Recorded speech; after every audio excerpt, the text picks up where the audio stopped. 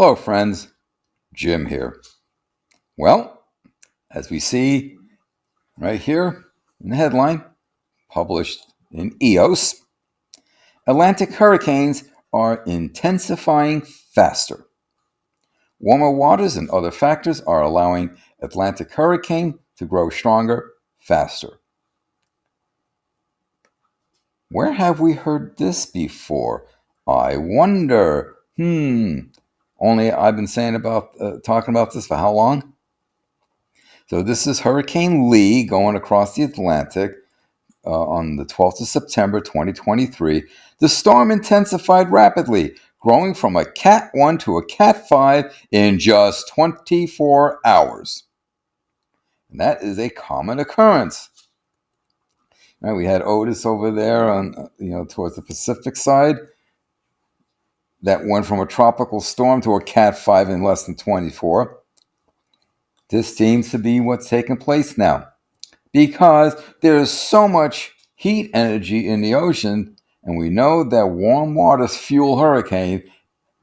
All that ocean heat content is just massively fueling these hurricanes, so that once they get forming, once you start getting that cyclonic flow,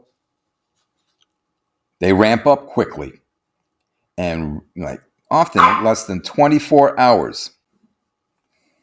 When Hurricane Otis screamed onto shore near Acapulco, Mexico, it was by far the strongest storm on record to hit the region, according to the National Hurricane Center.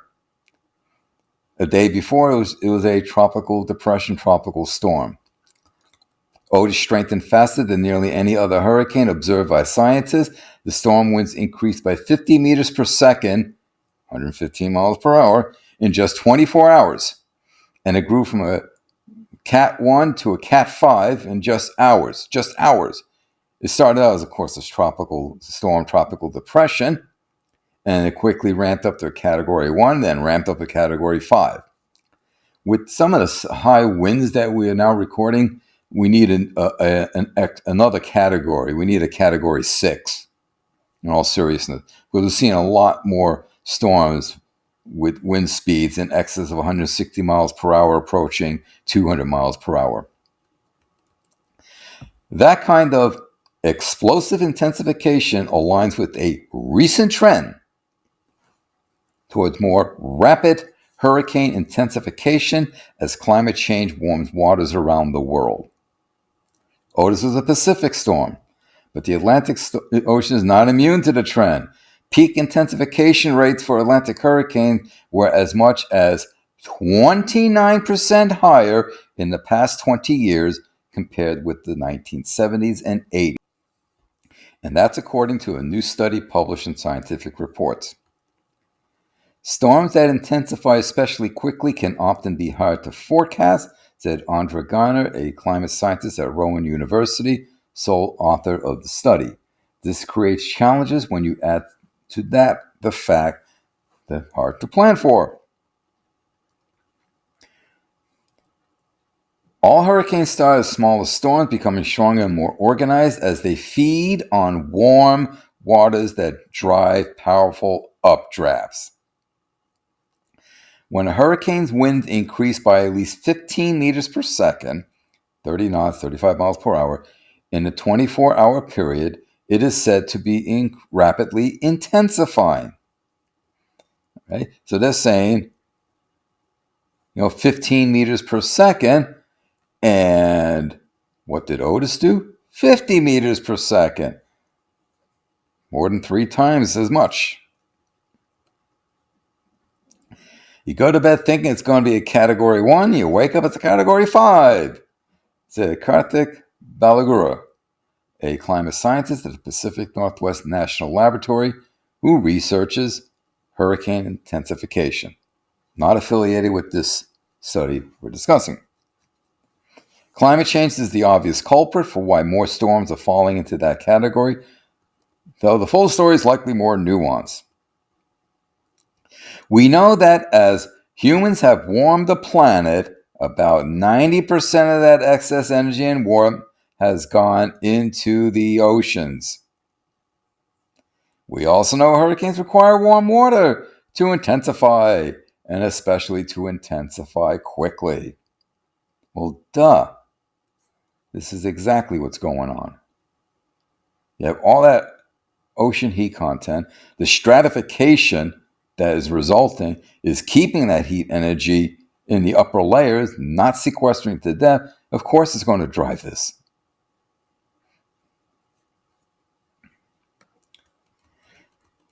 So, to find out how these figure into the larger complex scheme of things, Garner analyzed data from the National Hurricane Center's HUR.2 database, which includes information on every Atlantic hurricane since 1971. She compared the peak intensification rates for hurricanes among 3 periods: historical era from 1971 to 1990, intermediate era from 1986 to 2005, and the modern era from 2001 to 2020. Seems to me that the overlaps are deliberate. Across 12, 24, and 36-hour windows, hurricanes now see mean peak intensification rates that are at least 26% higher than 5 decades ago. The data also show worrying increases in the rate at which relatively small storms become major hurricanes, defined as a Category 3 or stronger. There's now an 8% chance that a given storm will move from a Category 1 to the Category 3 or above within 24 hours compared to 3% in the past.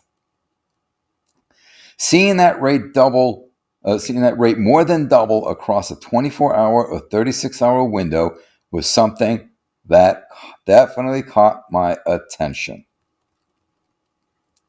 The trend is even more pronounced among the storms that intensified the most.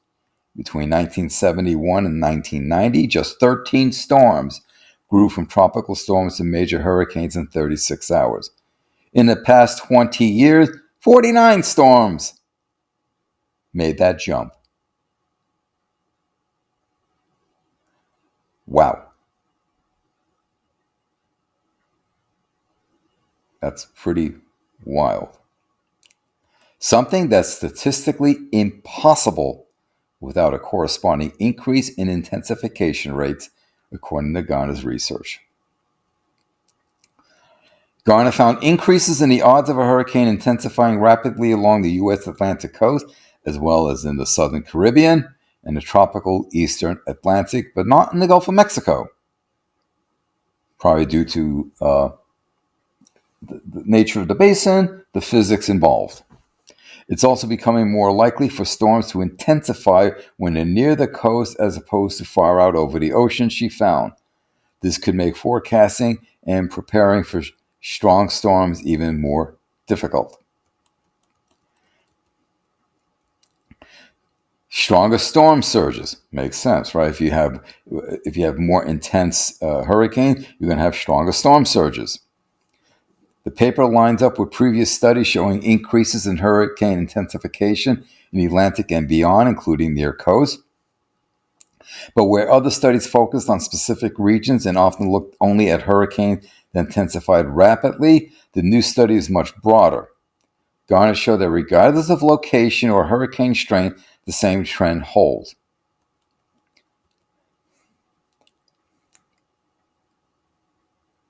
So one of the questions that needs to be answered is, why are the hurricanes intensifying more rapidly near coast as opposed to in the open ocean, and why some regions are seeing more intensification than others? Although it's clear that warmer ocean waters create stronger hurricanes.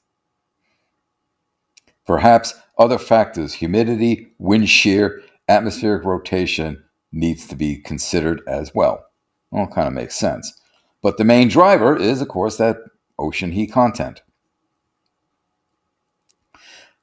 For now, what's abundantly clear is that hurricanes seem poised to grow stronger, faster in coming decades. And that's alarming.